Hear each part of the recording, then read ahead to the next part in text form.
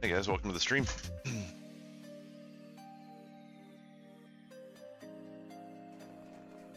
I did manage to finish up the rep farm last night for the mount, but then we've discovered new issues that it's probably going to take the greater part of 2 weeks to get done. Extremely low drop rates on some things that drop off of some dragon kin that you can't solo, and then the ridiculous number of people, since the rep grind has gotten easier, a ridiculous number of people who are trying to do this quest last minute and are buying up everything for steps of the quest that they don't even need, so much so that they have some Azerothian diamonds and some blue sapphires that normally go for just a couple of gold apiece that are now going for over 500 gold each. So inflation at its greatest.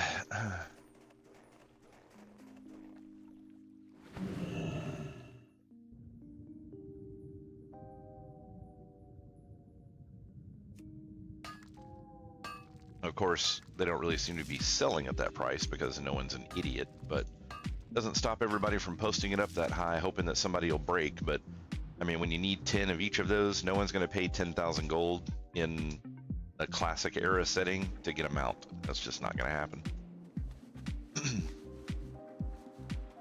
Not reasonable.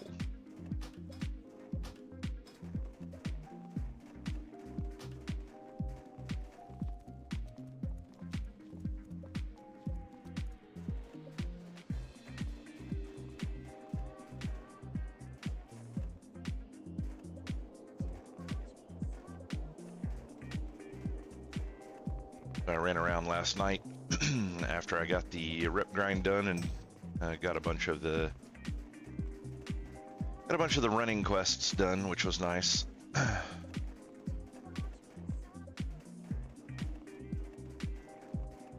Was a whole lot of traveling back and forth between a handful of places. So now I'm actually having to level mining just to have a shot at getting the diamonds and sapphires that I need. I don't really know any other way to get them currently. It's been so long since I played Classic Era. I'm pretty sure that this is one of the only valid ways to actually get these things. Can get them out of chests and stuff sometimes, but trying to run around and find chests is not a reasonable thing when you have no idea where all of them are anymore. Yeah, no prospecting.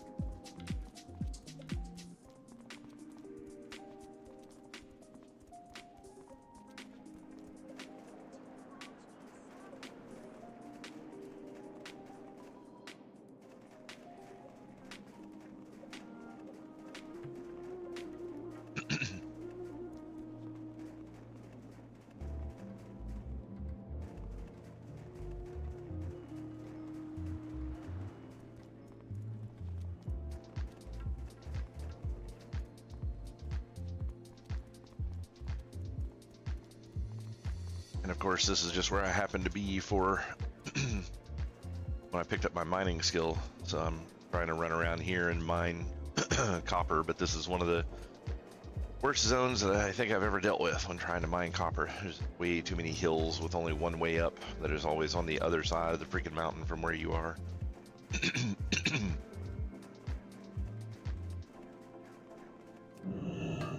Yeah. What's going on, Joe? Yeah. I didn't even remember until I picked up mining that you actually have to mine a node multiple times, but you only get the skill gain once. It doesn't, I think it was in Burning Crusade where, actually it may have even been Wrath where they changed it to where you just mine it one time and you get all the loot out of it. But yeah, you have to mine each node like 3 times to get all the shit out of it now.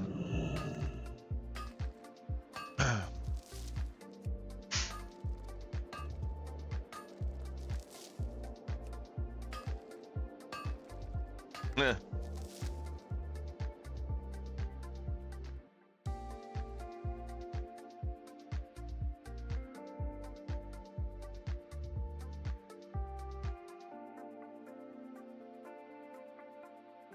I'm all for it. Yeah. For some reason, Discord got muted. No one could hear you, Joe. No one ever hears me. I'm the silent partner. In space, no one can hear you scream. That's how we ran the group, and I liked it that way, because you were loud enough for the both of us. What are you trying to say, Joe? That you talk a lot, and it's really hard to get a word in edgewise. But, again, I preferred it that way, because that way there's one person talking.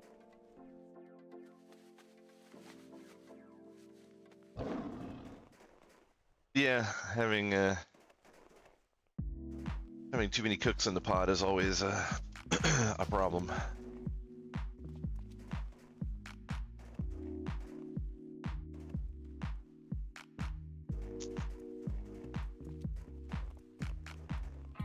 So you're going for your Scarab mount, the one that you've never gotten before?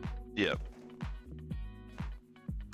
Yeah, I finished up all the rep grinding last night. Now I'm just having to do the grinding for drops, some of which are turning out to be insanely rare for some people. So they will all be insanely rare for me, will be my guess. I'm just currently leveling my hunter. Yeah, I saw you're getting close to 20.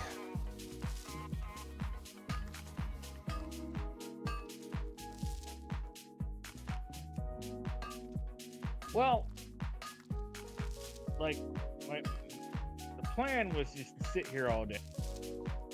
And you know that the fun thing about plans is They're made to be broken. Wait, that's rules.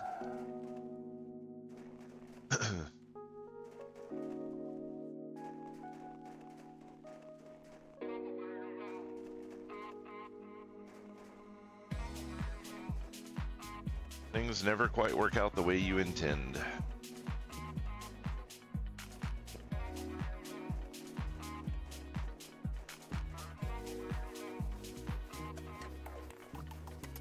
So how's your...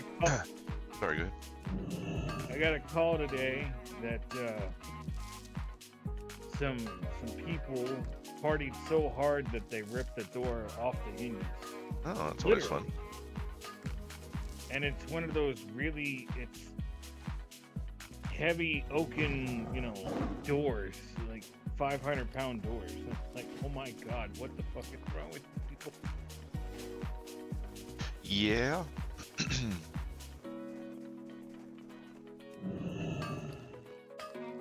Gotta love those people.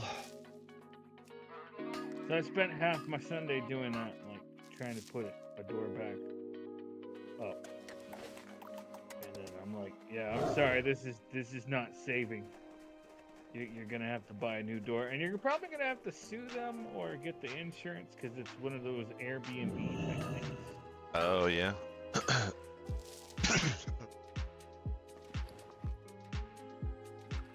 Yeah, so that was my... I saw that you were up when I first started. Yep. You literally pulled your all-nighter. Yeah.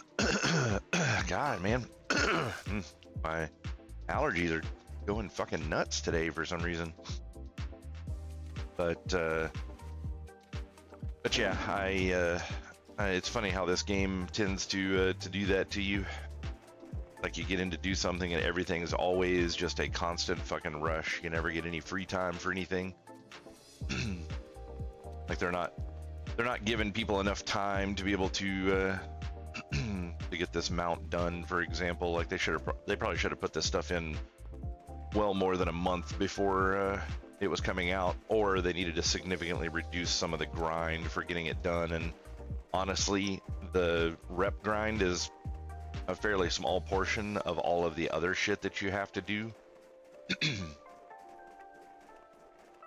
It's just like this company, as usual, has no idea what it is that their player base is going through. They just think, oh yeah, well, we all agree that this is a little too long, so we're gonna double the rep that you get. So instead of it being a 10-day grind, it's only going to be a 5-day grind for the rep, but then you still have 2 weeks worth of grinding to do everywhere else. It's like, yeah, you didn't really speed up that much. Sorry.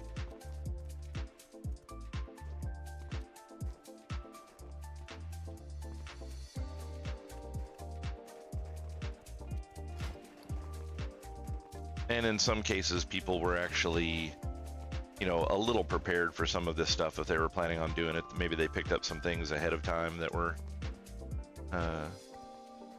things that they actually needed, like blue sapphires and Azerothian diamonds, for example, that are going for 100 times what they're normally worth.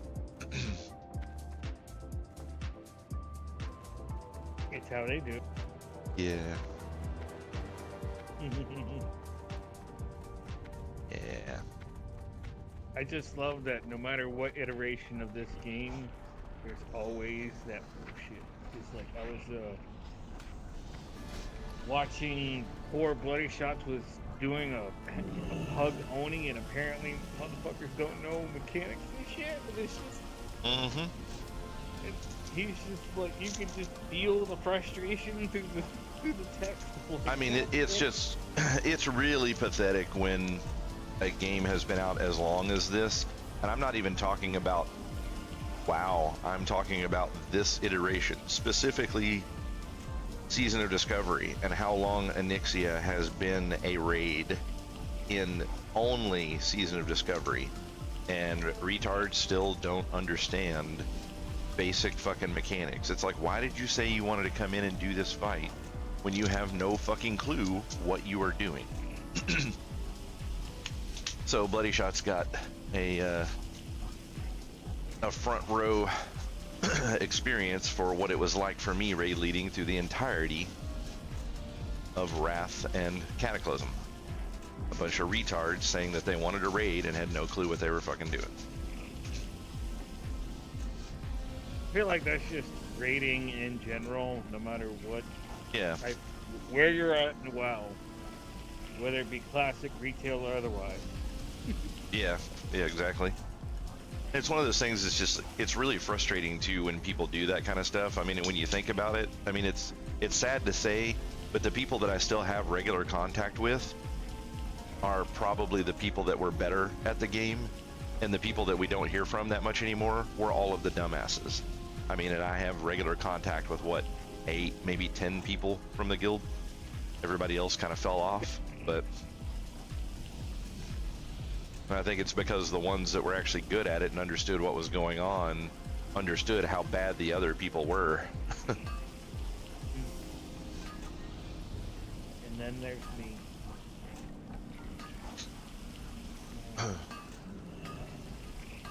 No, my problem is I always got distracted by like the 9 million things that we had to do in the background to keep shit running. Mm-hmm. To me, that's the annoying part. Like, hey, my goldfish died, so can you find a replacement for me? And it's like, really? Yeah. Alright. Let's do it. Yeah, I mean, I was just BSing with Bloody Shots the other night, and we were talking about the concepts of loot, and it sounds like to me that he still much prefers the loot system that we used for our version of the guild. He just doesn't want to put the time into making it happen here because he knows it's a lot of work. That is totally understandable. It's like, yeah, we put in a lot of effort Yeah. to make this shit run. So much so that, like, and that's right, we're talking shit because of all the unappreciated mofos that didn't understand the time and effort it took to make shit go as it did. Yeah.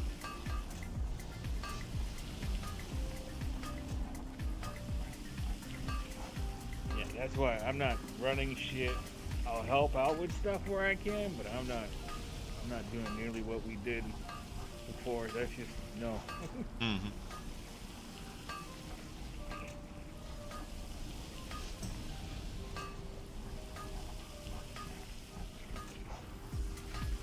Yeah, no, it was definitely very time consuming, and I mean, it was a good peace of mind knowing that loot was going to people that needed to get it, but yeah.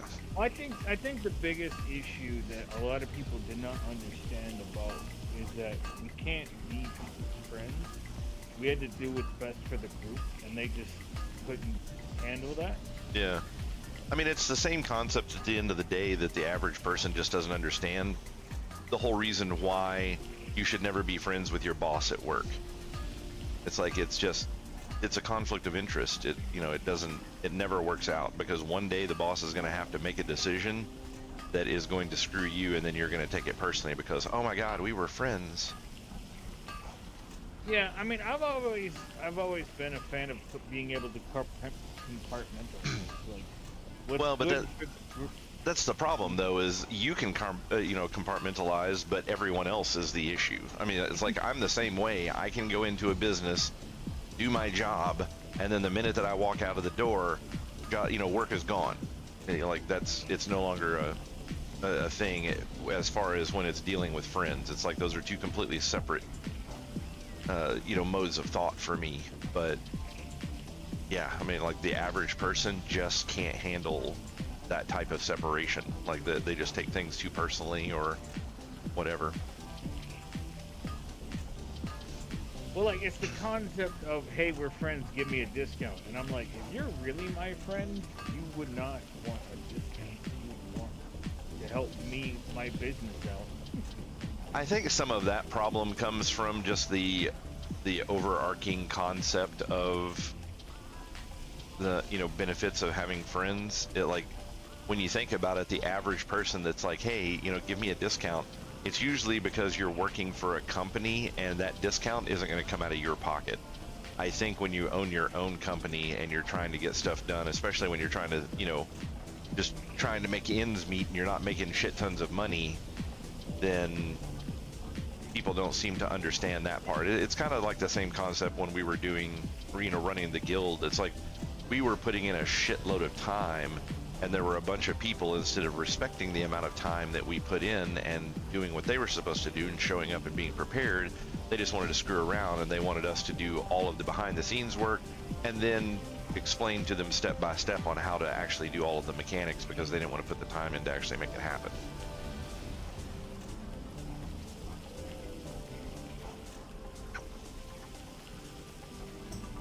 Yeah, and that's the easiest way to get on people's bad side.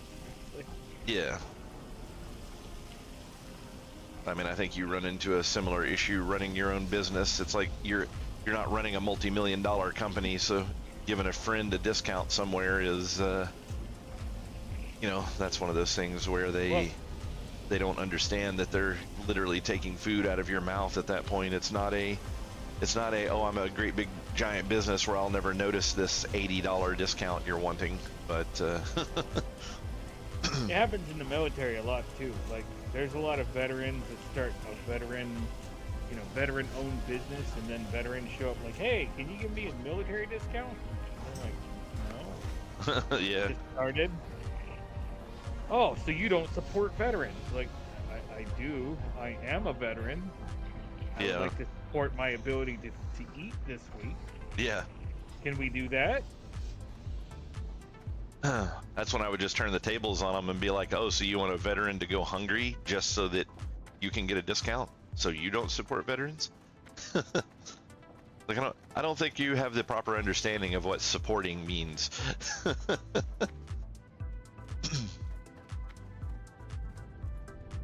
Yeah, and then when veterans actually start like making money in their business, you'll see it all the time. Hey, hook a fellow veteran up with a job. Like, yeah, sure, I can help you out. Yeah. Oh, what do you mean you're not going to pay me $100 an hour? Like, no. What, I'm going to charge you the market fair price. Yeah. I always think it's one of those things that's kind of funny when you're dealing with that sort of concept. I mean, the majority of my family was in the military. I don't think there was a single male in my family that was the generation above me or older that was not in some branch of the military. It was just the thing that people did back then. And, like, they were the kind of people that didn't run around asking for discounts on everything. Like, if somebody said, "Oh, hey, are you in the military?" or, something like that, and they said, "Yeah," and they got a discount for it, then great. But I mean, they didn't run into stores saying, "Oh, hey, do you guys do military discounts? Oh, you don't? So you don't like veterans?" It's like, I mean, it just seems kind of pompous to me that people would actually even do something like that. It's like, people appreciate that you go into the military and you're risking your life for something that's going on, whatever the conflict is or whatever at the time. But at the end of the day, who made that decision to go? No one came to you and said, "Hey, we really need you to go into the whatever infantry or whatever it is that you're going in for, Navy, Marines, Army, Air Force." No one came to you and said, "Hey, we need you to get in here," unless it was a recruiter. And it's like, that's not the people asking you to do that. That's somebody whose job it is to get your ass in the unit. So it's like, coming out of the military and just demanding all of this respect and stuff like that. It's like the respect is earned. And when you come out and you act like that, then it gets people to not respect you. It's like you're destroying what it meant to be in the military. Well, when I was a kid, it was like either you go to college or you go to the military, and you go to the military so that you get the GI Bill to go to college. Yeah. I mean, that's what I'm saying. I mean, there's very few people on the planet that just grow up and they're just like, "I'm going to the military because it is my civic duty." I mean, I would say 99.9% of the military, people that go to the military, are going for reasons that are of selfish intent in some shape, form, or fashion. They either they go in to do it to get GI Bill, or in the old days, I don't know if this is as prevalent anymore as it used to be back in the day, but the concept of people getting in trouble with law enforcement, and a judge giving them an option like you can go to jail or you can go to the military. It's like I don't think that happens quite as much anymore as it used to. But I mean, even then, that's still a selfish thing. You didn't want to go to jail, so you chose to go to the military. You didn't just go sign up for the military because you wanted to serve your country. And it's like the older generation understand that. The older generation went in for a different reason, but those were in times where the wars that were happening were things that were outside of our control, and it wasn't just our government trying to send people over to get control of oil or something like that. I mean, you had you had some of the big wars, World War I, World War II, various other places where fascist dictators and stuff were trying to take over the world, and it's like that's a more noble thing to go in for. And it's like we just don't have those kinds of wars anymore. And then even when we do, dealing with people like Putin and stuff like that right now, it's like we're not even getting involved in that war. We're not directly getting involved in that. I mean, you're Yeah, I mean, in my opinion, if we're not mobilizing our military forces and going in there to cause to shut the system down, then we're not getting involved. That throw in some random rockets at some countries so that they can launch them because we don't want to get our hands dirty. It's like whatever. It's like we're not in that war. It's like we're just making money off of it. Because I guarantee you there's some sort of backdoor stuff going on in there somewhere, whether it's our country that's making money off of it or just specific politicians that are, getting some part of their junk scratched in a special way.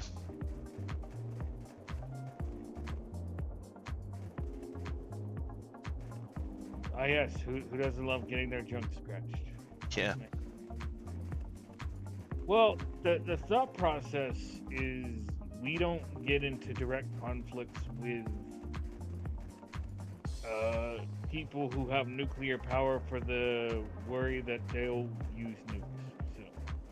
Yeah, but I mean, you just can't go through the rest of. I mean, that's not a valid position to be in. You can't be of the attitude of like, oh, they have the same kind of weapons that we are, so we can't fight them, but they can just go to war with whoever they want. It's like that's like just a pussy stance to take on stuff. I mean, yeah, it starting a nuclear war wouldn't be great, but what's the difference once these guys have realized that we're never going to do anything and they can just do whatever the hell they want? I mean, how long is it going to be before they just start using nuclear capabilities on other countries, or just start taking over the rest of the world in general, to where the only people that are left is the entire rest of the world and then the United States, because we wouldn't defend anyone else. It's like, I mean, it would take a lot to get through that point, but it's still one of those things that's just kind of weird as far as I don't like the concept of, oh, well, we don't get in combat with people who have nuclear weapons, because I mean, if the concept of mutual destruction is legitimate, then that would persevere even through a war. I mean, like if you and I were opposing countries and we both had nuclear capabilities and we got into a war, I don't think I would be pressing any nuclear buttons, because even if I lost the war, I'm still alive, and all of the people that I am above are alive. It's like that's still a huge decision to be like, oh, well, we're losing a war, so fuck it, let's just nuke everything. It's like that's a giant jump there. So I don't think that sort of thing should be used as an excuse to allow fascist dictators to just get out there and do whatever the hell they want, and we're just like, yeah, I don't know if I want to be in that. I agree with you, but like, so there was a so what we're talking about is the Genevan Convention of 1948, and on it, Russia, China, UK, us, and I think France, if I remember correctly. We signed an agreement that we would not get into direct conflict with each other, because at the time those were the 5 countries that had nuclear weapons. Yeah. It's also what made sure that the Cold War stayed a Cold War. 'Cause, like, Yeah. we can't engage in direct conflict with any of these countries. Funny enough, these are also the 5 members on the Security Council for the UN, like permanent members. Yeah. So these are the 5 countries that are allowed by the UN to have nuclear warheads at all times. Mm-hmm. Funny how that works, but you know. I kind of wonder what this Ukraine war would have been like had the rest of the world just went and parked their military right outside of Russia and said, hey, you know, if you want to attack these guys, go ahead, but you're going to be attacking us to do that, and that's not going to go over well for you. Mm.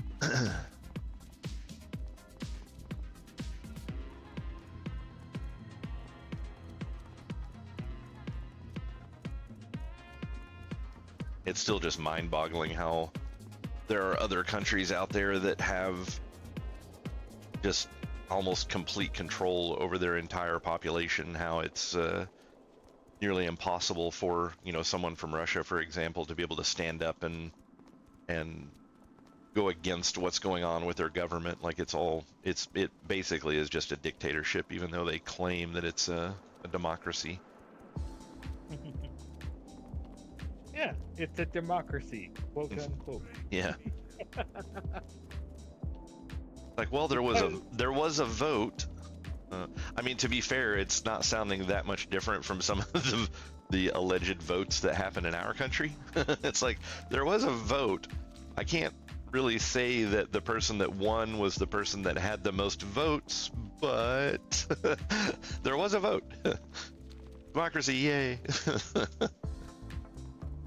Well, like, there's this political theory that basically, so long as the majority of your population is clothed and fed, they're fine. They're fine with, they're fine with having a dictator as president or whatever, so long as he's meeting the basic needs of the mass populace. Yeah, I mean, I'm sure there is some element to that. Well, because the theory starts because, like, how did Hitler rise to power? And that's what they realized is that between World War I and World War II, Germany was starving. Like, they were having to pay reparations because of World War I. And this charismatic guy came up and like, hey, you know, I'll fix Germany. I'll make it right. Just follow my lead. Oh, by the way, Jews, gypsies, and communists need to go that way. And people were like, all right, cool.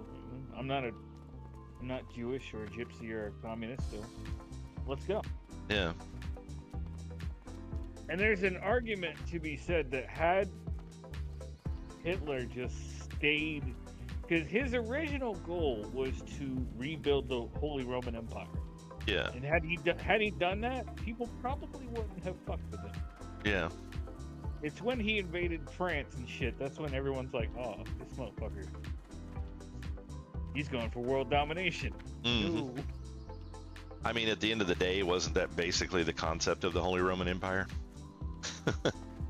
Yeah, they always wanted to control the world. Yeah. That is what he attempted to do.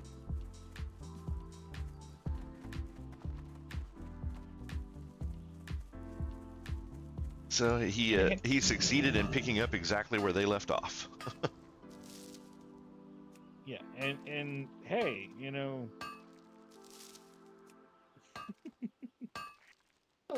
there are a lot of things that we could say that he did wrong, because like initially him and the Russians had a, you know, hey, I'm not gonna fuck with you, you don't fuck with me, and then he decided, psych, I'm gonna invade you because you're my biggest threat at this point. It's like, you never invade Russia. Yeah. Talk 'Cause about the a weather Cold alone- War. Yeah, the weather alone is what killed half his people, man. Yeah. It's not like the Russian army was doing really well against him. They were getting their asses kicked, but you know, Russian winter just Yeah.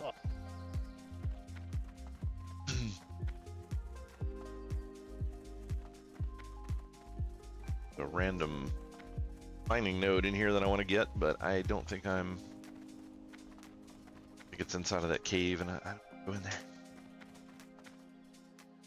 And of course, that's one of my favorite parts of history is that the D-Day and the invasion and the Allied forces rushing to Berlin was because of the Red Army. Because we feared that if they got there first, they would have just killed everyone. Considering how many Russian civilians died during the Germans' invasion, I can kind of see their point of like, let's just raise this shit to the fucking ground and prove a point. But Yeah.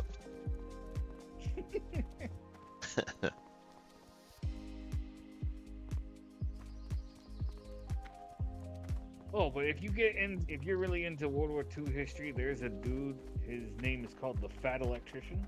The Fat Electrician. Huh? Yeah, he gets into the war stories of the unsung heroes.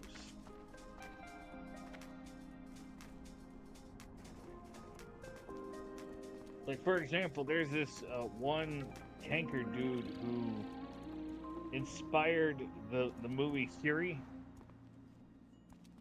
He Oh, had yeah, this yeah, novel, he had this novel concept of treating a tanker, a tank, like a sniper. Huh. I mean, if you could get it to be accurate enough, why not? At the end of the day, isn't that basically what artillery is?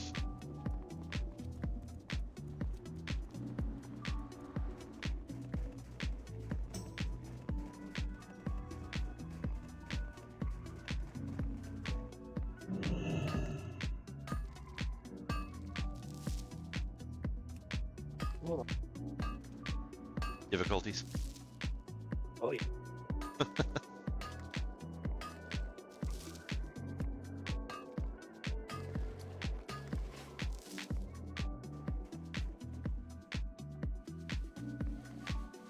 Left out of town to go start mining tin, and then realized that I was just about to hit the cap on skill gain and needed to turn around and go back. So before this guy, tank warfare was more like, let's fire in the general direction of the enemy Mm-hmm. and let the explosive do the work. You gonna survive there, Joe? Maybe. So they were more worried about area of effect. He's the guy who's like, or I could take a shell and shoot it right at the enemy and let it explode inside their tank. Yeah. Go fix.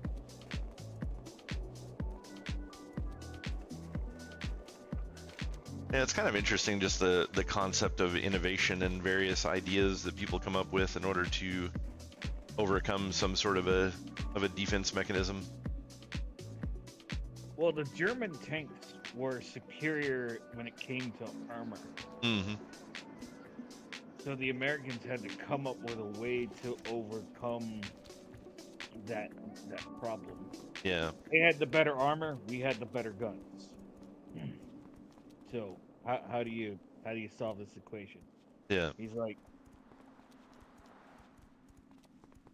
blow them motherfuckers up. Yeah.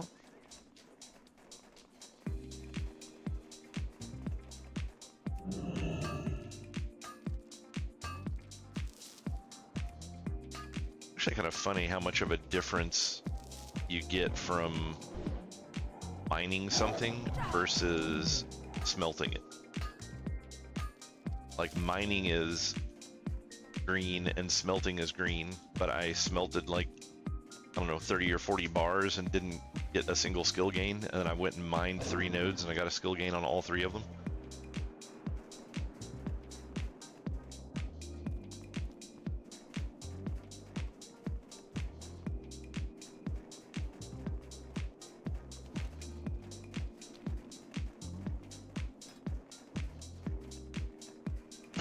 We're actually doing ZG tonight. It'd be pretty interesting.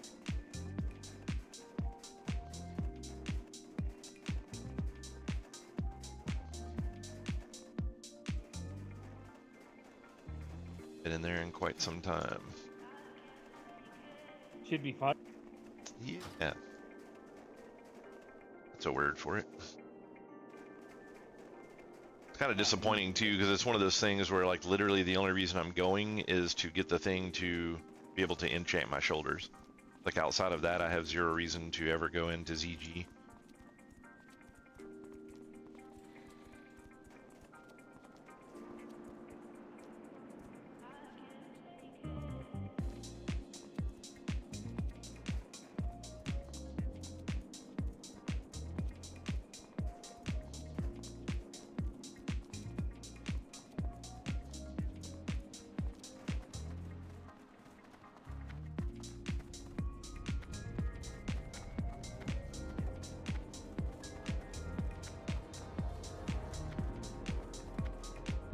Yeah, I've never legitimately done the original classic raids.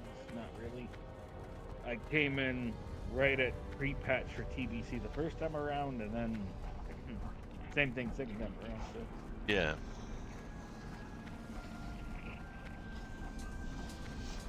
Be interesting to see next in the. I guess mean, they're doing the 20-man version. Of yeah, I was gonna say Nax is not gonna be anything like what it actually was, anyways, so it won't matter too much. Off with you. Yeah, but there are people that are trying to talk me into doing that 20th anniversary classic surfer that's gonna go into TPC classic again, which is just like really. Yeah. Yeah, no, I'm skipping that one. I'm not interested in doing that shit again. For all you motherfuckers that missed out on this shit 5 years ago, here it is again.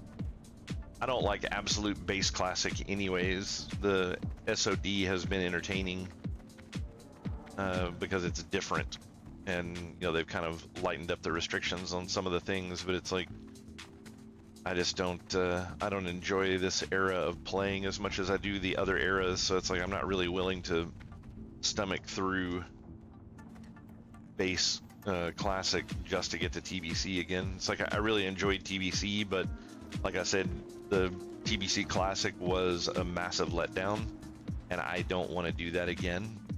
So if they're not going to do massive changes, like make the stuff harder again like it was supposed to be, balance the classes back out like they're supposed to be, so that there's actually a significant level of difficulty to it, then it's just not really, that's not the experience that I want to have again. It's like I already did TBC easy mode, and it was not fun. So they've basically just proven to me that they can't give me the experience that I want, so I don't see the point in playing their game if they're not giving me what it is that I'm looking for.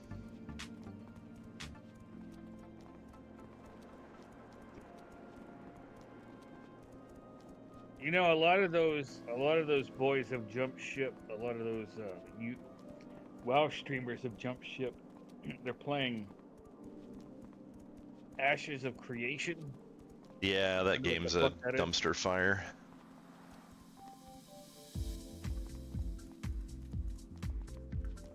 That's just another one of those. That's another one of those things where you have a developer that's trying to capitalize on what they think people want, but not understanding how people actually act. And the most noisy, whiny little bitches that have ever existed in MMOs are PvPers. And they always whine because, oh my god, PvP, but it's not open world PvP. And then at the end of the day, the only reason that they want open world PvP is because they're tiny dicked little pieces of shit who want to run around and pick on people who have zero chance of doing anything to defend themselves. None of them actually want the experience of, oh hey, I'm running around in the world and these 8 other dudes just came up and attacked me. I had no chance. Like, they're not interested in that method of play either. They, they just want to hurry up and get to max level so they can go around and pick on people that can't do anything about it. And just like the majority of other companies that make open world PvP games, these developers are stupid enough to think that the world's population is just going to be completely cool and not fuck with people. And then they give access for Asmongold to go try out the game, and he spends hours getting absolutely steamrolled by every retard that is playing that game. So much so that apparently the lead developer had to give him PvP immunity so people would leave him the fuck alone. And then his comments were, after all of this, was like, I can't believe that people were doing this. I was even asking them in global channels to please stop attacking Asmongold so he can try out the game and see what he thinks about it, and just to leave him alone, and that we didn't intend for people to be that high level and come and kill brand new players that have no chance. I just can't believe that people would do that. It's like, are you fucking retarded? Were you born in a mental institution? Are you fucking stupid? It's like, that's exactly why PvPers play these games, because they're little dick fucking rejects who are losers at life, and that is the only way that they can feel like they're in control of anything, is to have absolutely zero competition and zero difficulty whatsoever. That is the only way that they can make themselves feel like they're a person. And it's like, of course they're going to do this. It has been proven in every single open world MMO that has ever existed. Every single one of them. It's the whole reason that New World at the last minute had to completely change their PvP system, because even in the open beta, people learned where new players joined into the game at, and that's what these fucking retards did when they were bored in the beta, is they went straight to the spot where brand new players, you just created your character, hit enter game, you appeared in, and you became part of the farm for other people's entertainment. You couldn't even walk out of the starter area. So they had to completely obliterate how PvP worked in that game and make it an opt-in, opt-out system. It's like, that's just the way it is, and you guys have just got to realize this and stop trying to convince people to get into PvP. I mean, just like Blizzard did in retail with their whole like war mode bullshit, and it's like, oh, if you go war mode, you get 10% extra rep and 10% extra gold and 10% extra XP. It's like, it's funny that you're having to bribe people to do this thing that they claim that they wanted to do. It's because no one actually wants this. Like, they want this perfect little world where they're all level 60 and everyone else in the game is level 1, and they can just run around and slam their dick around and kill people all day. That's all they want to do. That's all they care about doing. And it's like, to our TED Talk. Exactly. And these people have to be really low level because these guys' dicks are really tiny and don't do much damage. But yeah, like, it blew my mind that this guy that is allegedly the developer, the head developer of a game, owns the company and claims that he's trying to make this game that the people want. And it's like, have you ever played an MMO before, ever? Like, at all? Have you even read about one? Because it doesn't sound like you have. Like, just an absolute fucking idiot. It's like, you know, it's just one of those people that have no fucking clue what they're talking about, and then they open their mouth, and it's like, everyone else knows that you don't know what you're talking about. Move on.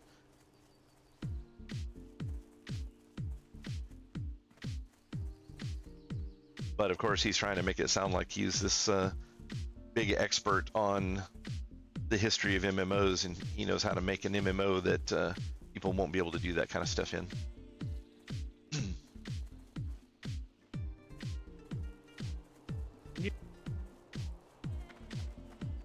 So yeah, I didn't have a big interest level in Ashes of Creation to begin with. Like, everything about it just felt like a money grab to me when they first announced it. All the stupid shit that they were putting in, the way that like the game just didn't really look that impressive in my opinion when they first brought it out. And I'm not talking about graphics levels, I'm just talking about the systems that they had set up, the mounts and stuff that they were talking about having in the game and everything. It's just like, none of it really interested me that much. But I was like, well, maybe if it's a big deal, I'll play it and kind of see how it goes. But the moment that I heard it was open world PvP, I was like, yeah, pass. I'm not a huge fan of PvP. Mainly because you keep cutting yourself off a lot, just FYI. Okay. Can you hear me now? Yeah. I don't know if you're doing like push to talk or something, and I am doing push stuff. yeah, I think you're letting your finger off a little early. It's cutting off the last word you say or so pretty frequently. I'm not a fan of PvP. Yeah, I like PvP when everything's fair. Like when you actually get in and everyone's on a fair battle, like a fair playground, and everyone's got similar stuff. But it's like in MMOs, the majority of PvPers, they're literally only interested in going and killing other people that have no chance to win. Like they just want to go in and do a slaughter fest, and that's all they care about. Well, to me, like, the Lich King never called me, nasty words and threatened to kill my mom and stuff just because they're sore losers. So. Yeah.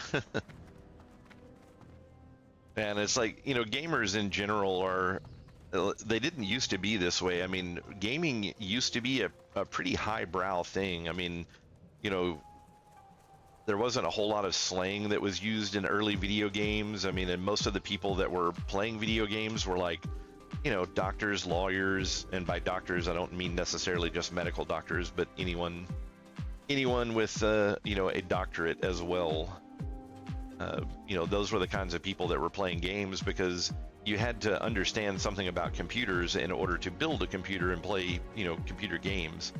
And the average individual either didn't have that knowledge or didn't have the money to be able to afford a gaming PC. So it was generally people that were a little more well off that had access to these sorts of things. And it was just a different mentality at that point. Like you could do PvP back in that day because it wasn't just a bunch of, pothead fucking retards that, banded up together and just running around, killing every single person that they can find that has no chance to fight back, thinking that it's funny. It's like people actually respected other people's time and stuff back then. And I mean, even by the EverQuest era, you were starting to get into issues where people were doing, stupid shit and running around, and doing things like that. Like I used to play Ultima Online. It was a completely open world PvP game. They had one of the more strict concepts for people that wanted to PvP people that didn't want to basically didn't want to be involved in PvP. So it's like if you are the aggressor in PvP, if you kill the person, so you're the one that started combat, and then the person that you started combat on dies, you would get essentially like a negative buff. And once that buff stacked so high, your character would become red.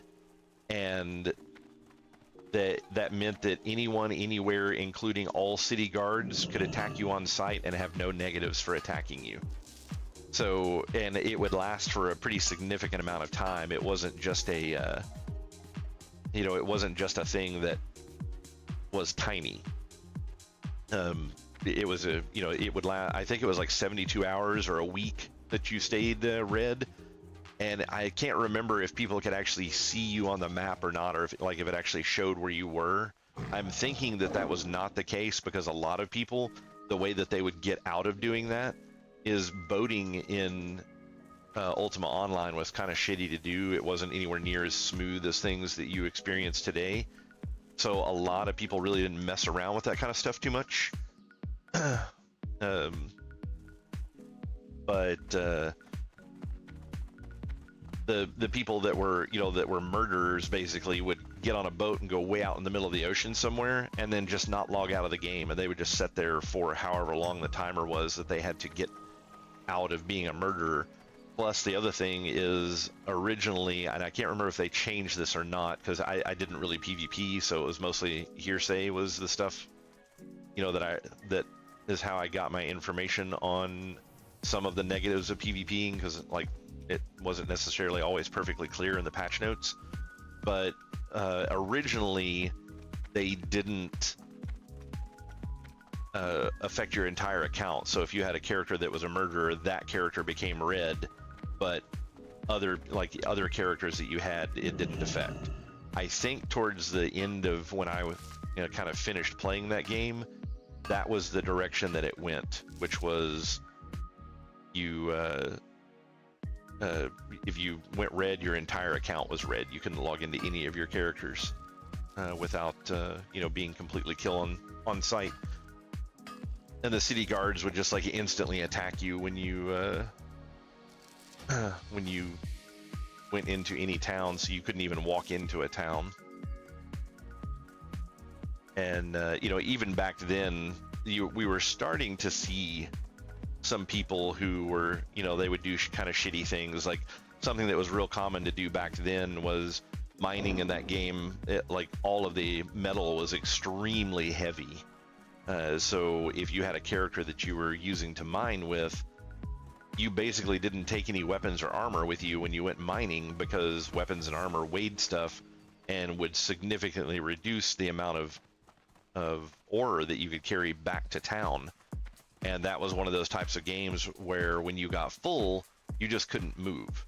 So they're like, it wasn't, oh, you move really slow. It's like, no, you are now 0 movement. You cannot move out of the position you're standing in. So these miners would go out with nothing more than a mining pick, and you had different qualities of mining picks, which would yield more. You would get more yield on every single node that you mined from. So people would take these really nice mining picks out, and Ultima Online was the kind of game that if you died, it was 100% body loot. So every single thing that was on you, the other person that killed you could loot it. Which is pretty hardcore compared to most PvP games these days. And so what people would start doing is you had a handful of people that would go to the really well-known mining areas, and they would just kill all the miners and take all the metal and stuff that they had. And it's like, oh, that's a pretty shitty thing. When you think about it, it's like those miners don't have weapons. There's nothing that they can do. But you also had really cool people that was one of the things that their guild did, is they would go around and protect the mining nodes. So they would just go, a whole bunch of people from a guild would show up at one of the busy mining places, and they would just hang out there, and then they would kill any PvPers that came in trying to attack the miners, because people did cool shit like that back in the day. And it's like, today, the only way people would say that they're doing something like that is to just get people comfortable so they could then turn on you and kill you and take all of your shit. Yeah.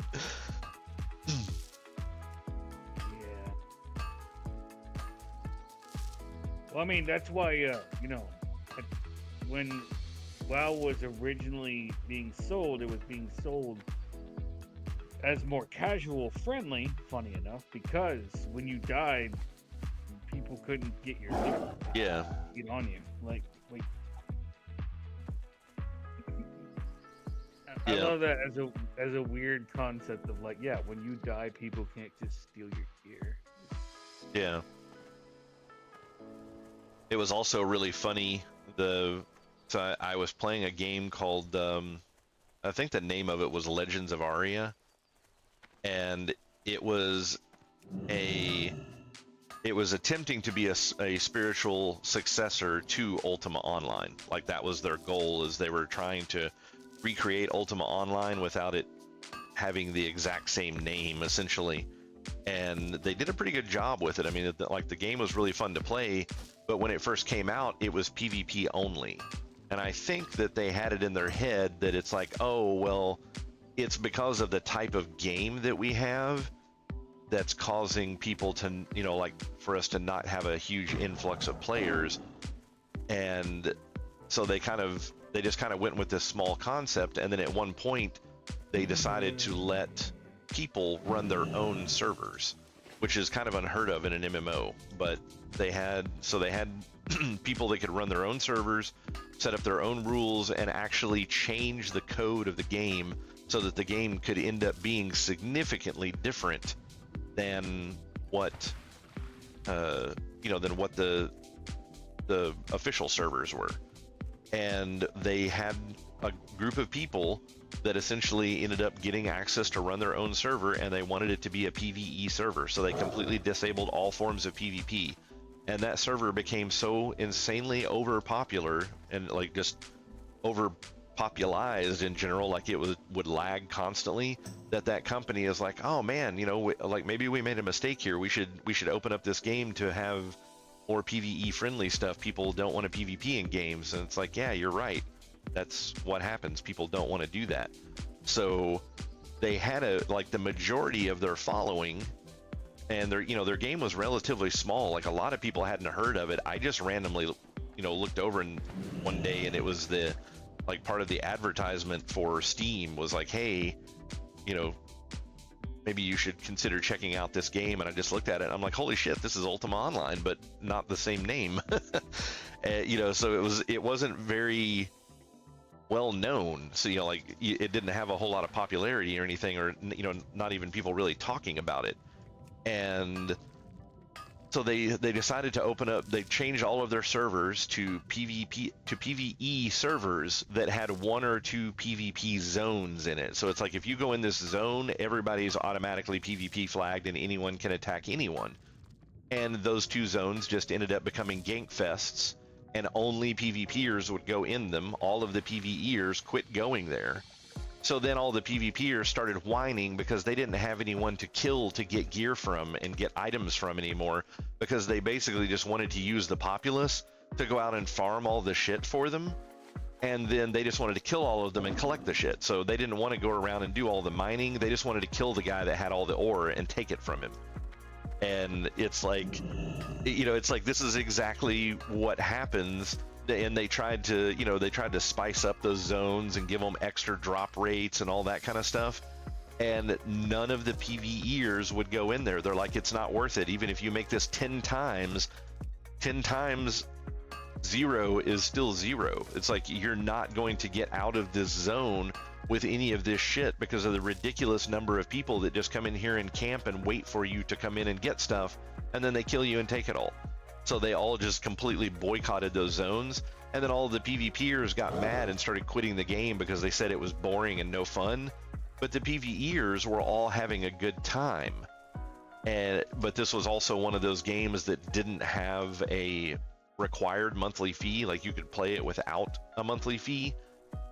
So they didn't see all of these happy PvEers that were enjoying their game and having a good time and doing stuff. All that they saw was every single one of the PvPers getting on the forums and crying because they didn't have shills to run around and kill that just would loot all of their, that would harvest all their shit for them so they could go kill them and take it all. And it's like, how do you guys not understand that there is zero motivation for people to play this game if you want to do something like become a trade skiller, and every single time you go out and harvest shit, somebody comes and kills you and takes it all? It's like, why would I ever go back and try to harvest stuff again?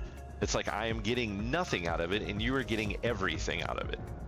And, I guess they just are too stupid to understand that sort of thing. I mean, obviously, if they're just running around, killing people blindly just because they think it's fun.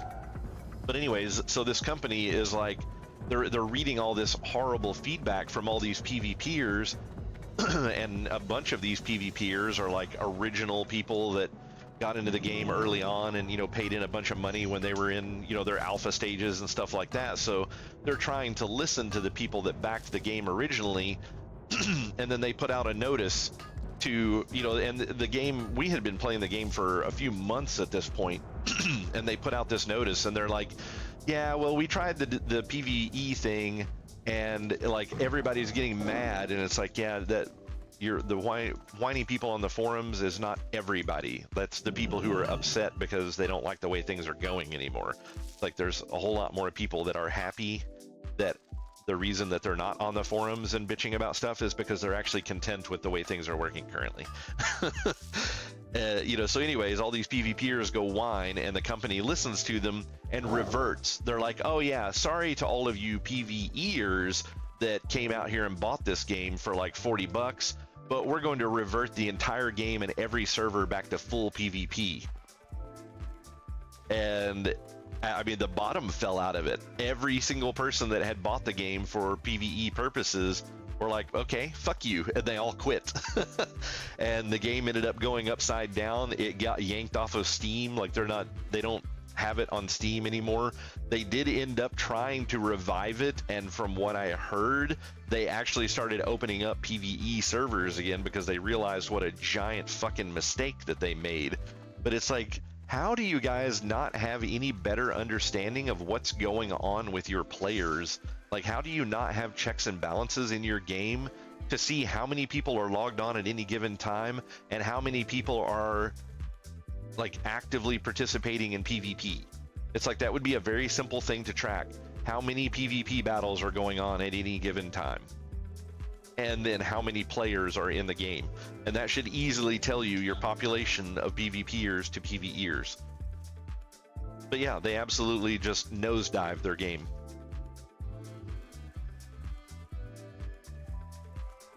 Yeah, we see this a lot, like on Twitter and stuff. The online outrage, and then you get offline, and you realize that, like, oh, there's not that many people complaining about it. It's just people being really loud about it. Yeah, it's just the noisy minority is what it is. I mean, it's, you know, once again, it's back to the whole DEI concept. It's like everybody that is a target of DEI, that's like the people that DEI is trying to help. It's like the reason that they're trying to help them is because they are a minority.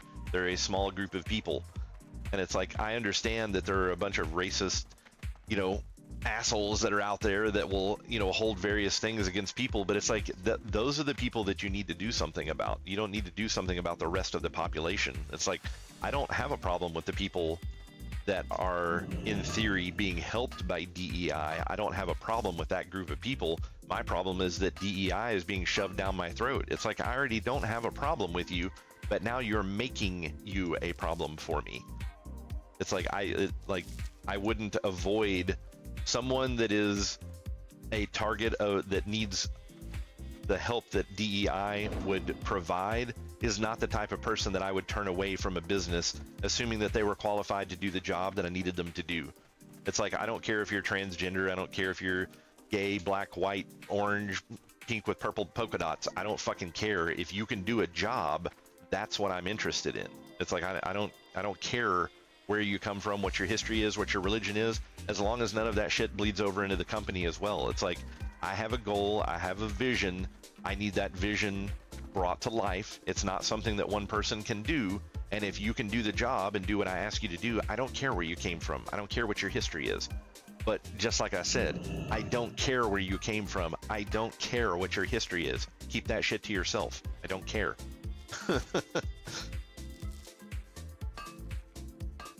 It's like, I'm interested in my friends. I'm interested in backgrounds of people that I consider to be friends, you know, like to know more about the people that you enjoy spending time with, you know, outside of work. It's like, inside of work, everybody's there to do a job. Just come in, do your job, and go home. Really, that's really all it should be.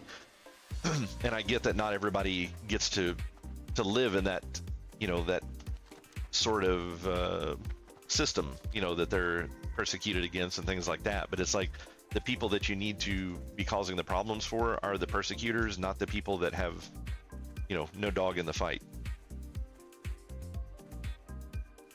Yeah, there lies the problem.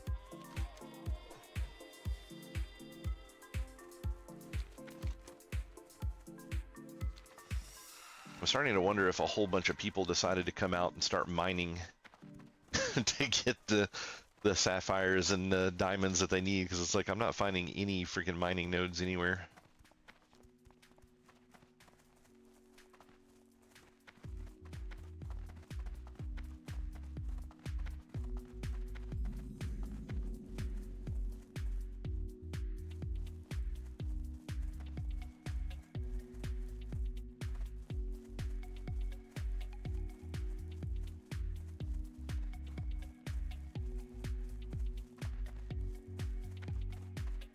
When I do, it's just copper.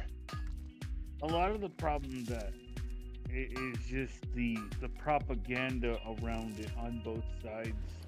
Yeah. Obfuscated the issue. Yeah. Because you've got one side that says that, you know, they're being discriminated against because XYZ. You've got the other side that's saying, well, no, they're being hired because they're XYZ over more qualified people. Yeah. I don't think that's true either. I think that's just people trying to get a fair shake in this world, and I'm with you. Like, I don't give a crap what your background is. Can you do the job, and are you going to do it well? Yeah. That's all that should really matter.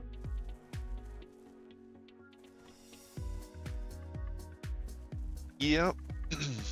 It's just unfortunately not everyone believes that way. But that's like, you know, that's kind of the concept that I'm getting at is, you know, like a lot of people listen to the very noisy minority, and then it ends up causing problems for them. Instead of just actually fixing the problem, they try to do some sort of workaround to, you know, achieve their goal, which doesn't end up being very effective, which is kind of the same thing that you know, Legends of Aria did with the concept of listening to the minority of PvPers, and instead of figuring out a problem to make the PvPers happy, they just decided to screw over everyone else. And it's like, yeah, that's not a good way to make people feel sorry for PvPers. Yeah, so I subscribe to a political philosophy that we're basically called dirtbags because we believe that social issues are getting in the way of economic issues. Yeah. Like, instead of focusing on shit that really matters, like the grocery prices going down and the gas prices, we're worrying about what I would deem less important shit. Oh yeah, I completely agree with that. Like, I don't care if there's a day for you. Like, that's irrelevant.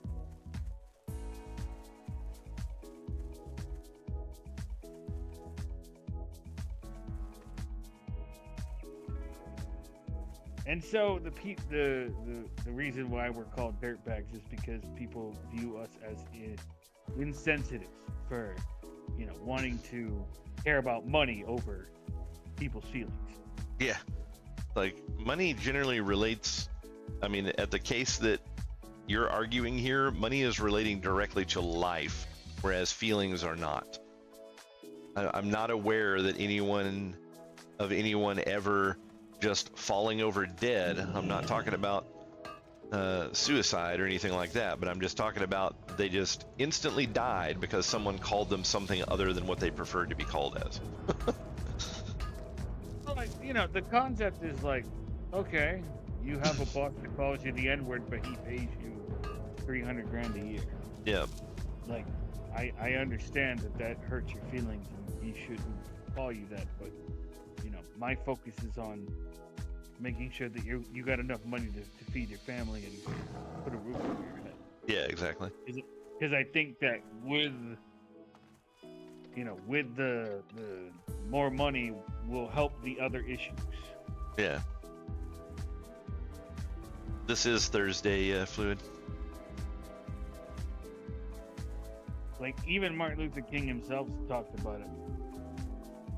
When he did civil rights, he did a speech of like, you know, it's easy for them to give the black people the right to vote, but now we're going to go after the economic issues that are affecting us. And that's going to be a lot harder to deal with because it's easy to be like, okay, you have the right to vote now. It's harder to be like, now you are going to make as much money as us? That's a bit... Yeah, people get sideways with stuff like that. It's like, I don't even really give a shit what other people are making. Like, I don't really understand that one. It's like, why are so many people worried about what other people are making as opposed to what they are making? Like, worry about what you are making. It's like, are you making more than a reasonable share that you should be having for the work that you are doing? It's like, I'm looking at you fucking CEOs out there making hundreds of $millions a year while, you know, half the fucking country is starving at the moment. Yeah, which there's a CEO, I forget the name of the company, I'll have to look it up, but he had a problem where he was trying to figure out how to give his employees raises, and he did it by cutting his own salary. Yeah. He make $80,000 a year, all his employees make $80,000 a year. Other CEOs hated him for it. They called him a communist. Because it's like, how dare you cut your own salary? And he's like, what? I wouldn't have a company without my workers, so... Well, I mean, but that's also the thing. It's like, you know, it's like, why should a CEO make more money than a regular worker? It is 100% possible to have a business without a CEO. It is 100% impossible to have a business with only a CEO. It's like, it's not something that's reasonable to just screw over an entire population because you just want more money. Not to mention, at the end of the day, the CEOs are generally the ones that are getting shit tons of fringe benefits. And I'm not even talking about shares in the company or anything like that. I'm just talking about, oh, you want to take off and go golfing today? Just fucking go. Who's going to tell you you can't? It's like they can do basically whatever they want. It's like, to me, that should be the pay. If I could make $50,000 a year at a company that I'm running and have the ability to just not come in if I don't want to come in for the day, oh, I got something better I want to do. Oh, hey, the new thing launched in WoW. I want to play that. I don't want to go to work today. Like, that would be a dream job. Like, I'm making a decent salary and I can come and go as I please. It's like that would be phenomenal. It's like, I don't need to own Lamborghinis, and it's like, what is even the need to own a Lamborghini? Why would you want to own that, or a whatever other vehicle out there that they have these days, Bugattis, or whatever else that people are interested in these days? I'm sure it's probably Lamborghinis aren't the thing that most people are into anymore, but it's kind of that concept. It's like, where did the need to own this shit come from? Like, you just want to impress your other rich friends. Why do you give a fuck what some random rich asshole out there thinks about you or anything else? So, like, all of this stuff is completely fictitious. None of it has anything to do with survival and just living in general. So why is all of this even a thing? Like, what is so messed up with people who have this kind of money that they feel like they just have to keep continuously getting more and more and more of it? It's like, if you want more money, do it like the rest of the world does. Do more work. You're not making enough money at your one job? Get a second fucking job, If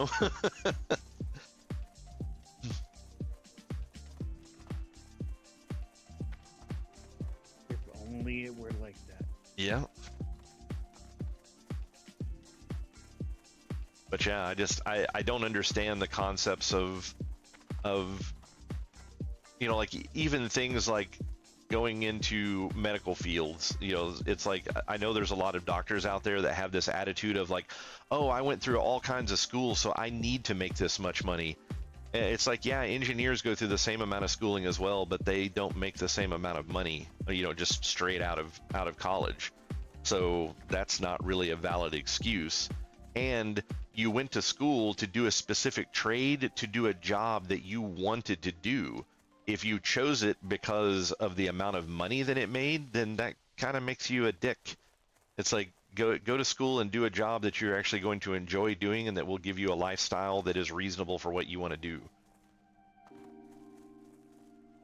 And it's like owning giant mansions and, having multiple, $8 to $10 million vehicles in your driveway and stuff like that. It's like, that stuff's not a reasonable measure for living.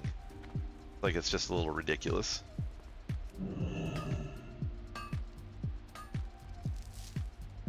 It's like, that kind of stuff is fine if that's the base level that most people are living at, but most of the people that have the ability to make that kind of money are also the people that are exploiting other people in order to get that kind of money.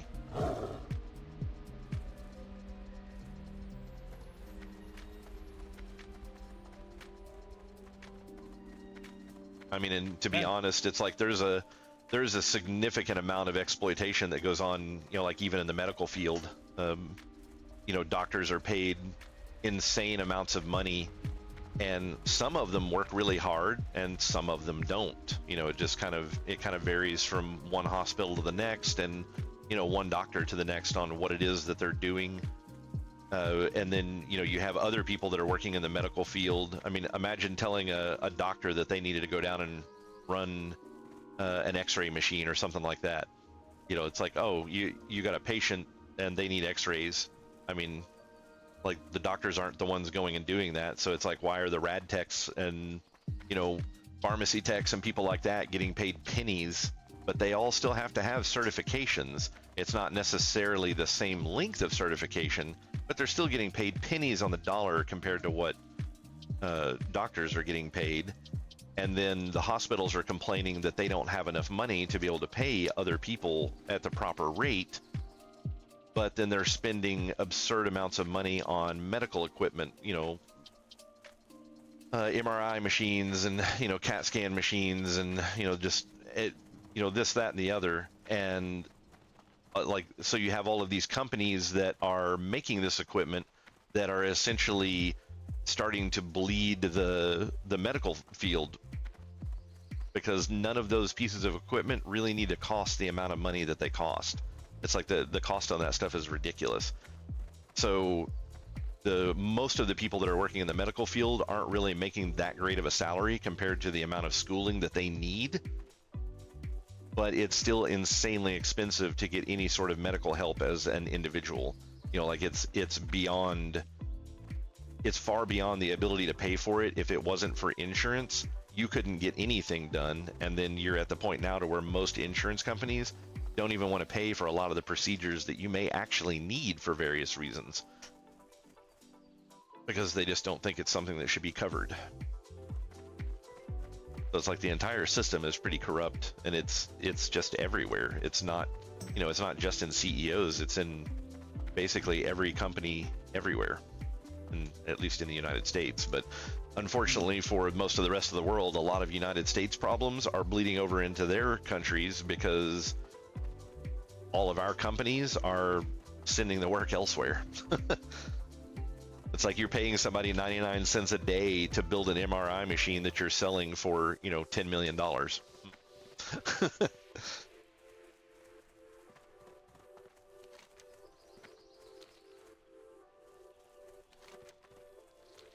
True.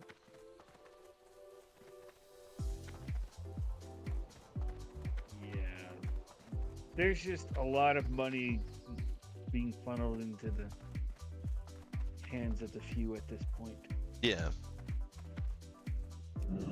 Yeah, it's like, and some of it I kind of understand as well. I mean, like anesthesiologists, for example, are one of the higher, they're one of the higher paid positions in a hospital, but then they're also, especially if they're private practice, but then at the same time, they're also more likely to be sued than most other doctors that are out there because of, pain management drugs and things like that. Anytime somebody feels some pain at all, oh my God, we're suing. So it's like, I get when you get into, the concept of getting into private practice, and like anesthesiologists are making $500,000 plus a year, but they have to have some pretty crazy insurance to cover being sued. Because you may make $500,000 a year, but one person gets mad and sues you, and that's they want $100 million out of you over it. That's another one of those things that I think is absolutely ridiculous, is that people can sue for these insane amounts of money. It's like the entire system is just upside down. It's like you wouldn't need to have these insanely high salaries, and like even in other positions, like other hospitals where you're not private practice, so you're not having to cover your own insurance, well then the hospital's having to cover the insurance for you. So it's like the insurance is still having to be paid, it's just being paid by somebody else. So a anesthesiologist working in a hospital where they are not private practice is going to make significantly less money, but it's primarily because the hospital is responsible if that particular doctor gets sued. But it's like the fact that people can sue for these insane amounts of money is just absolutely outrageous. I mean, like you go back to the whole, like I've watched so many who was like where the problem actually came from, but the whole concept of the woman that sued McDonald's for however much money because they spilled hot coffee on themselves. I'm like, at what point do you need to take a little bit of this responsibility on your own? It's like you're mad because your hot coffee was hot when you spilled it on yourself. I mean, and there's some argument that they, that they actually got in there and was like, hey, we just want you to pay medical bills. And then, McDonald's was like, no, we're not going to do that. And then they ended up suing them, for essentially, it kind of seems like the lawsuit went for something more than just, oh, hey, it was hot coffee and we spilled it. It was kind of more of a, hey, we tried to give you the easy way out and you told us to piss off. So now we're going to take you for everything you're worth. but at the same time, I still think there should be some limitations. You know, it's like why is it that the medical bills were going to be $60,000, but then the lawsuit was for millions? It's like, can you honestly say that pain and suffering, like who's going to pay for it if I go out in my backyard and I hurt my hand while mowing the lawn? It's like, who do I sue for that? So that is an interesting case that you bring up, and that is yet again so much misinformation about that. Yeah. So she sued for her medical bills. Yeah. They awarded her $2.3 million because that was 2 days worth of coffee sales, and the jury did that of their own discretion because they felt like McDonald's was so negligent about it because they used to heat their coffee to almost boiling. Yeah. Now, should she have had it in between her legs? No. Because what the fuck? Like, well, I mean, but that's my argument. It's like, why is that necessarily McDonald's problem? If you come to my house and I make coffee for you, it's going to be almost boiling because I have a machine that heats it up and it gets it to near boil when it does that. I mean, it is extremely scaldingly hot.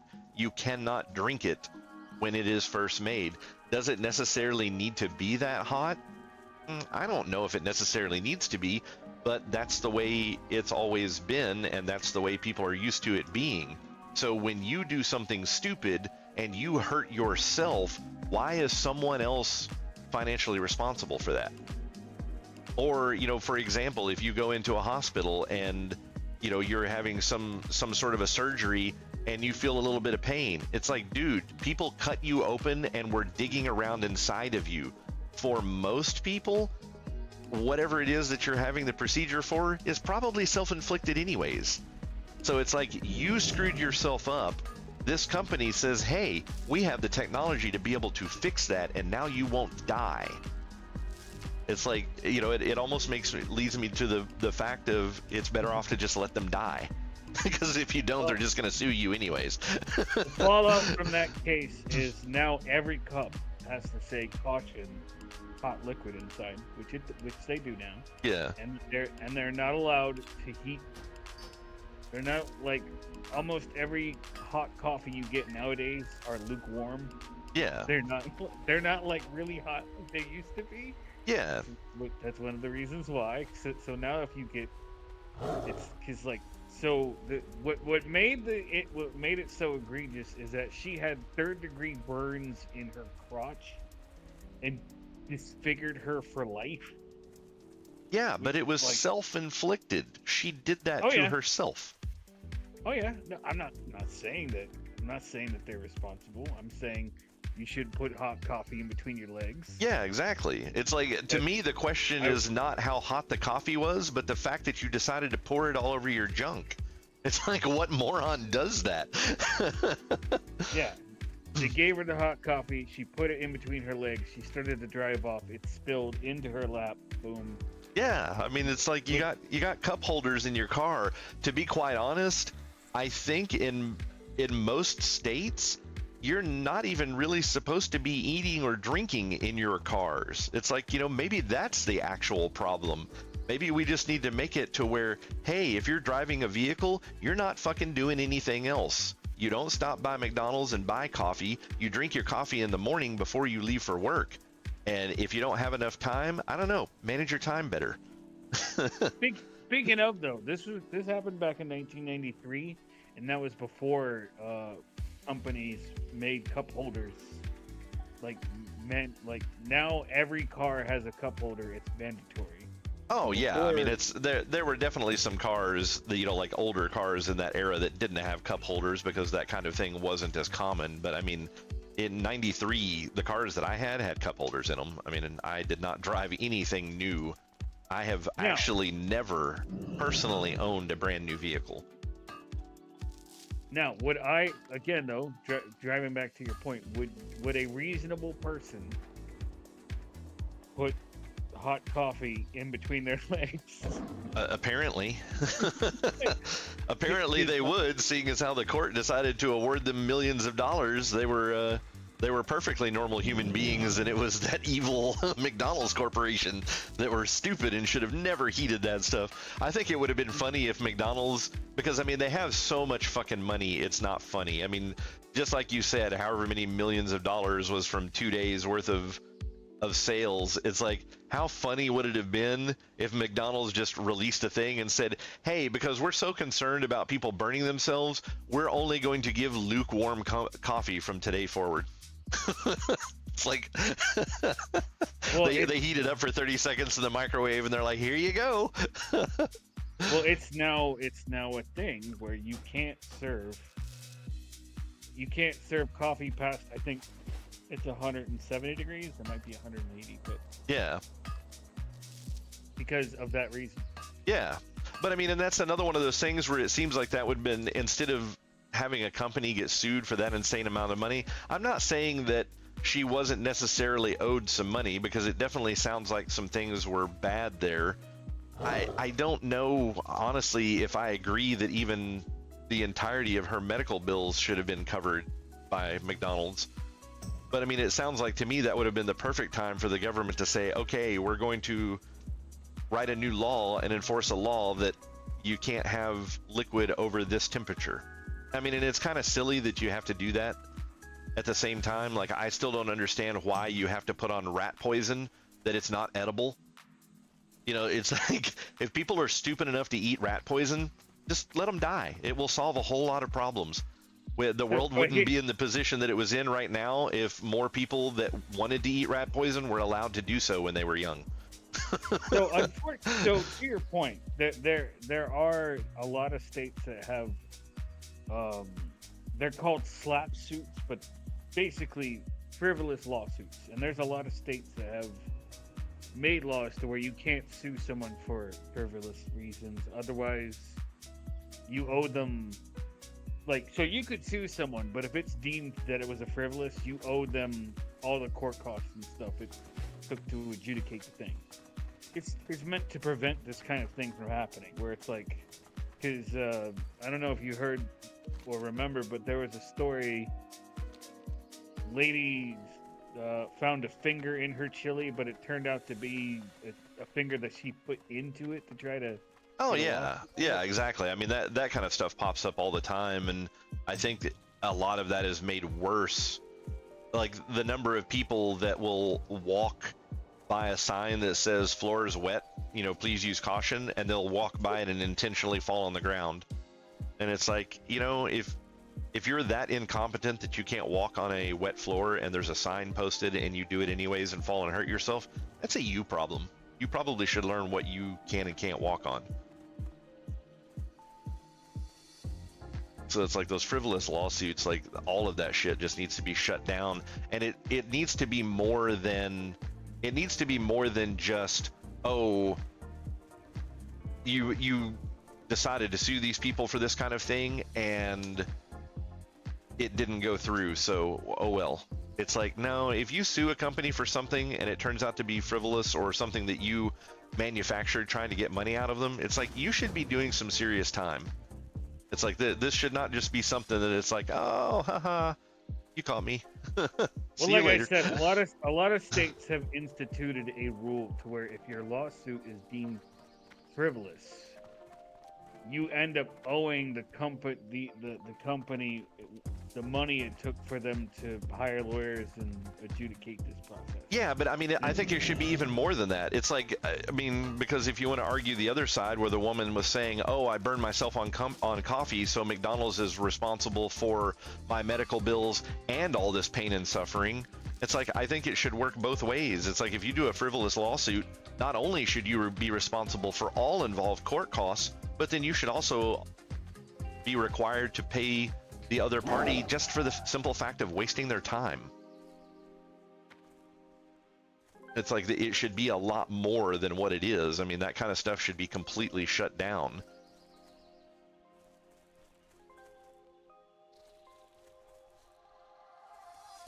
Unfortunately, we live in a nation that's very litigious. Yeah. Like, I don't, insurance scams have gone way up. I don't know if you saw it, but there's a viral video. This this couple brake checked the dude in the middle of the road, and the guy was far enough away, so he stopped. And then the people put it in reverse and slammed into the guy. And then tried to get out and be like, "Oh, you rammed into us." And he's like, "I have a dash cam." That's what I was just getting ready to say, is that, like, dash cams are going to be the new thing that is a requirement in every car. It will only be a matter of time before every brand new car just has a built-in dash cam. It's like the number of people that do stupid ass shit these days and try to get away with it.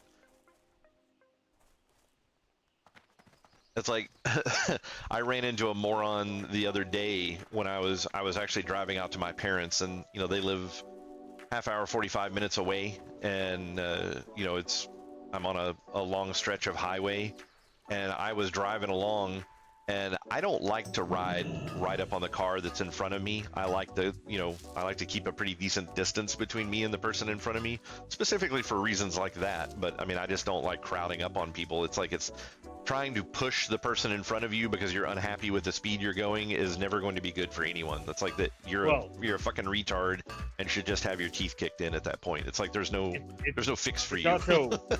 It's also against the law. It's called following too closely. Or tailgating, or you know, like there's all kinds of words for it. But at the end of the day, it's one of those things that cops don't ticket you for doing that kind of stuff. It's like, now if the cop witnesses it and then there's an accident, well, then they might ticket you for also tailgating.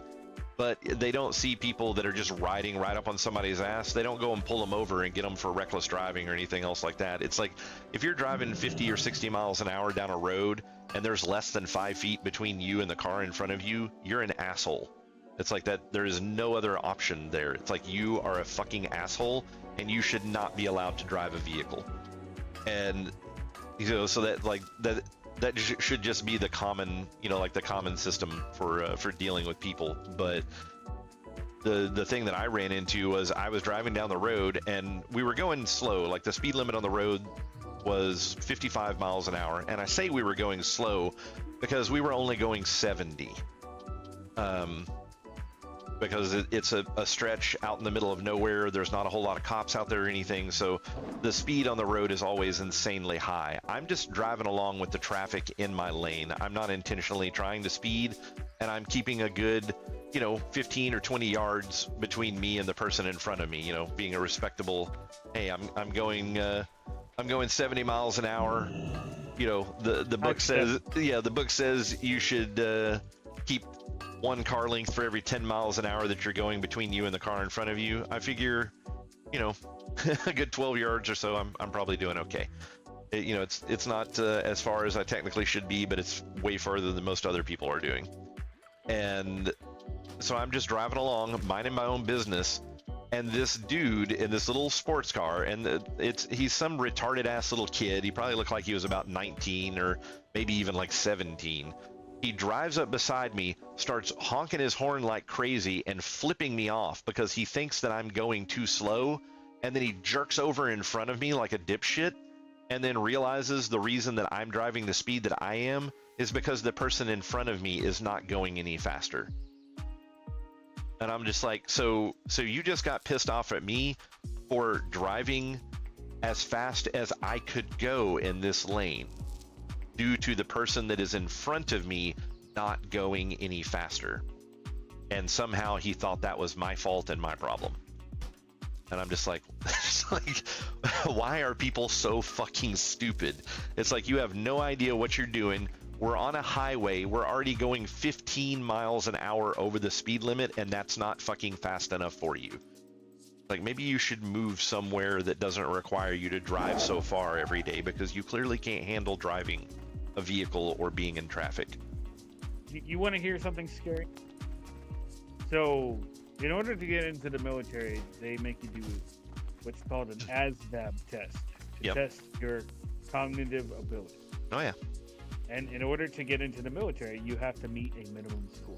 Mm-hmm. Well, these motherfuckers are failing it so much that they're lowering the score just to let people in. That's ridiculous. And it's like, and I'm talking like, the ASVAB test ain't that hard to get a decent score. Oh no, I know. I was one random decision away from entering the military. A huge group of friends of mine. So I used to be really big into martial arts when I was younger, and a huge group of friends that I went to school with, we all went to the same martial arts school, and all of them ended up going into the military. I was the only one in the group that, well, I guess technically there were two of us that were the only ones in the group that did not end up going to the military. But I actually went and spoke with recruiters, was really, really close to going myself, and then just decided against it. But yeah, no, I'm very familiar with the ASVAB and getting in. I'm gonna break some hearts in here. The really stupid people go into infantry, but even there you have to meet a minimum requirement, because they're like, we're gonna hand you a weapon, we need you to be at least be able to understand what direction to point it in. Yeah. Yeah. So, just so everyone knows, they don't let people that are, well, they do now, but they didn't let really stupid people in for that very reason, because they're like, we're giving you something that can kill people, we want to know that you can at least. So my uncles and grandparents knew which direction to face the gun. A lot of people today don't. Yeah, the smarter you are, the more likely you are to get, and you can pick whatever job you want, but the better you do on the ASVAB test, the more options you get. Yeah. And they tend to want the smarter people to be doing logistics and being the guys in the base. Yeah, like several of the guys that I that I was going to be going in with, like one of them, almost all of them went into the Marines, but they mostly went in for like sniper training and stuff like that, not just base infantry. Yeah.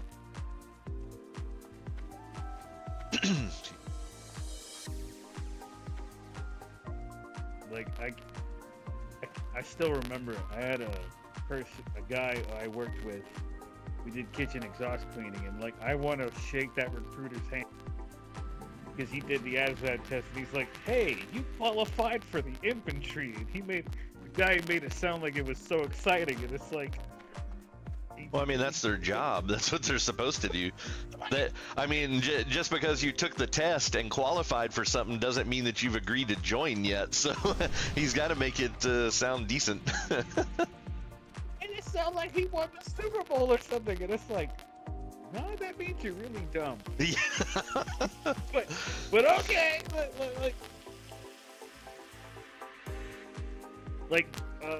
Cards on the table, all those dudes who want to be Rangers or Spec Ops or Navy SEALs, what they don't understand is that most of those dudes, they speak 6 languages. Like, these, like, the type of dudes that are doing the real dirty work, they're not dumb. They're not dum-dums. They're pretty good at their job. Yeah.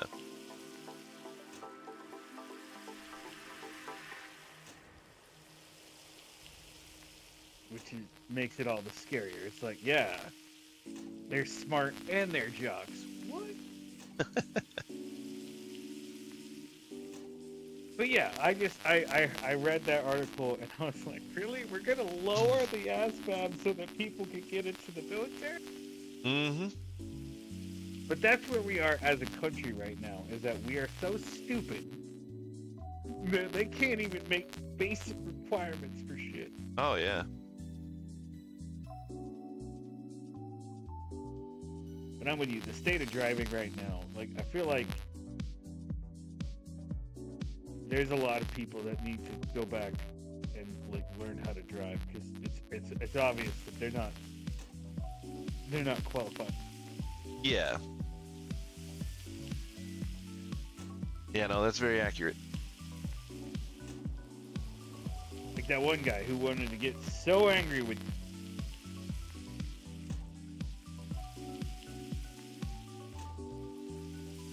there's a YouTube channel, Dash Cam Lessons or whatever, that like it shows all the utterly stupid people. Yeah.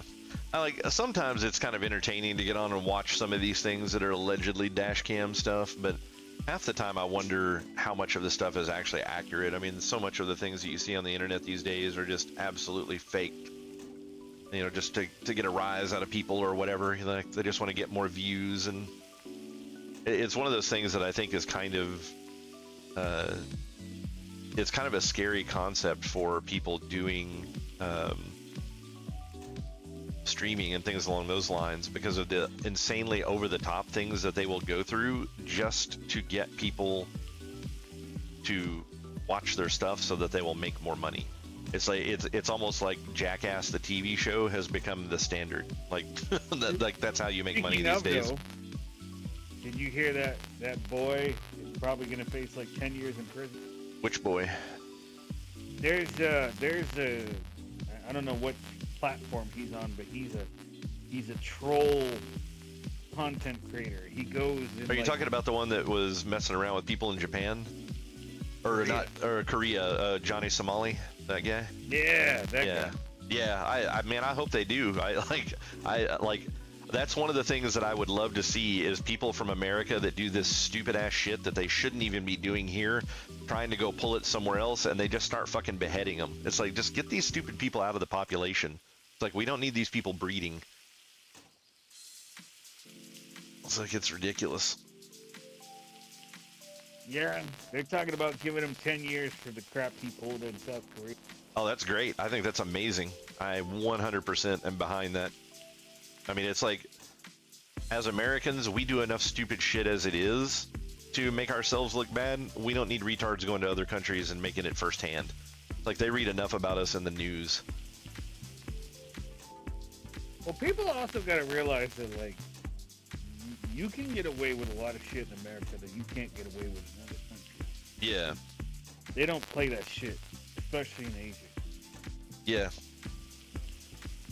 And, like, especially these prank content creators, because that's, like, you're talking about how people are doing, like, whatever to, you know, get famous, and that just reminded me of that. Yeah. I mean, because that's exactly what that guy is doing. There's another group of, like, 2 or 3 black guys that are going around. I don't know if they're even American. I'm not positive that, I'm not even 100% positive that Johnny Somali is American, but I've heard people comment that he is. But there's a group of 2 or 3 black guys that have been going around causing problems in Japan on the trains. And it's like, I hope they shut those guys down too. It's like, I mean, at the end of the day, what they're doing is the standard normalized stupid ass bullshit that people would do in America that we're all just used to. It doesn't necessarily mean that it's okay and that they should be doing it, but this is stuff that is culturally repulsive to other countries. So it's like, I think those countries should make a stand for themselves and say, look, you come here and doing this shit, we're gonna fucking bury you. It's like, I really wish they would take a really just off the wall, way out there approach to dealing with the situation to make sure that this kind of stuff doesn't continue to happen. And maybe that will finally get Americans to understand that we should stop acting the way that we act, even in our own country. I mean, because I'm not even willing to go so far as to say that I'm a perfect little peach, but I am definitely a product of the culture in which I was raised. So, I mean, there's plenty of things that I'm sure that I do that is unacceptable in other cultures, but I do it because it's the norm here, or it's the kind of like, oh, you do this because if you don't, you're gonna flip out and murder someone eventually. But I also feel like you're the type of person, and I'm the type of person that if I go to Japan, I would learn their customs. Yeah, So I mean, I actually have an interest in wanting to be there. I like their culture, you know, or at least what of their culture I know.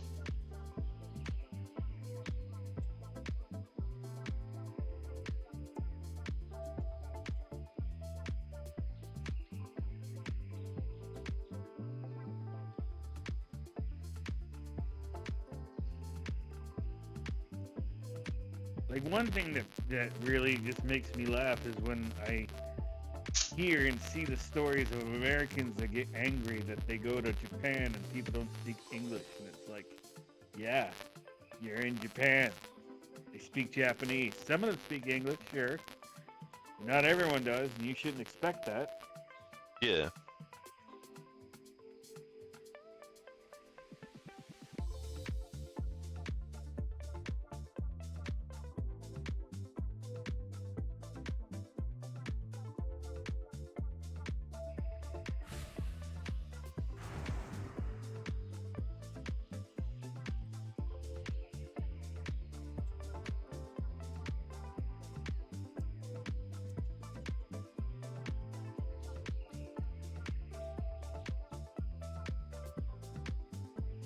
Ooh, all right.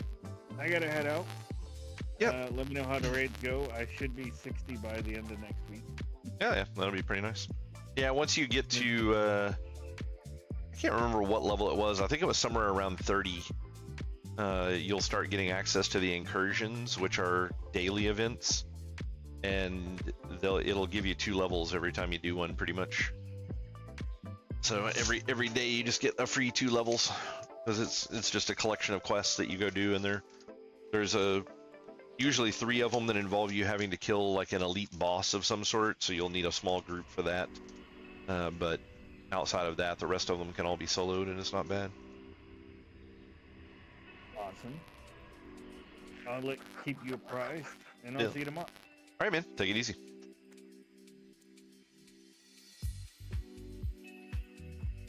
How generous.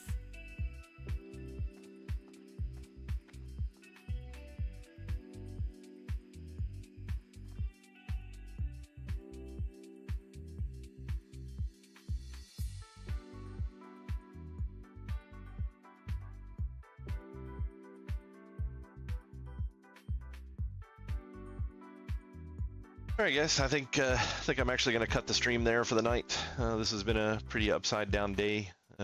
Stayed up really late last night trying to work on this quest stuff, and then the things that I have found out since then and the amount of work that I'm going to have to put into getting this quest finished is going to require more time than I was expecting. So the majority of today's stream is just going to be sitting around going through and doing this crap, because I have to get it done, because it is time sensitive. So it is what it is, but I definitely don't think it's entertaining content for people to watch. So I'm not going to expect people to suffer through watching this. So we're getting ready to do a ZG raid, but I don't expect this to last more than like 20 or 30 minutes, something like that. So I'm just gonna go ahead and call the raid here. I'm kind of tired anyways, so I don't have a whole lot of great stuff to talk about today.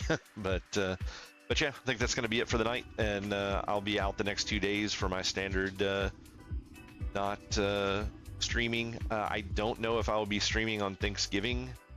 I will not be streaming on the following Saturday. I do know that much, but I'll have that reflected in my schedule. So, and like I said, no big plans right now on other games to play. I am planning on going back to Stalker 2. I don't know if I made the announcement on the stream or not, but we did get word from the company, the developers, that they are aware of a massive issue specifically targeting Microsoft controllers, where somehow only, it seems like with Microsoft controllers, they have killed the dead zone on the joysticks. So that's what was causing all the movement issues with the game, and they are actively working on fixing that as we speak. So as soon as that patch is launched, I will definitely get back in and give the game another try, because it looked like it could be pretty entertaining, but the wonky way at which your character would just move constantly and how insanely sensitive the controls were because of the dead zones being effectively set to 0 just made the game pretty unplayable. And like I said, trying to play a game with a mouse and keyboard, first-person shooter like that, where I haven't done it in so many years, it would just not be entertaining to watch, really. It would just be nothing but non-stop death. So I will probably go back to Stalker 2, hopefully within the next week or so, assuming that they get that patch out. But yeah, that's the plan for now.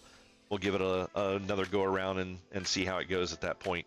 But yeah, that's the only game that I've really got on the books before we do return to Moria in sometime in early January probably. So, like I said, I'll keep my eye out for other games that I'm wanting to check out and play, and we'll kind of see where that goes from there. But yeah, everybody have a great evening, and I will see you guys on Wednesday.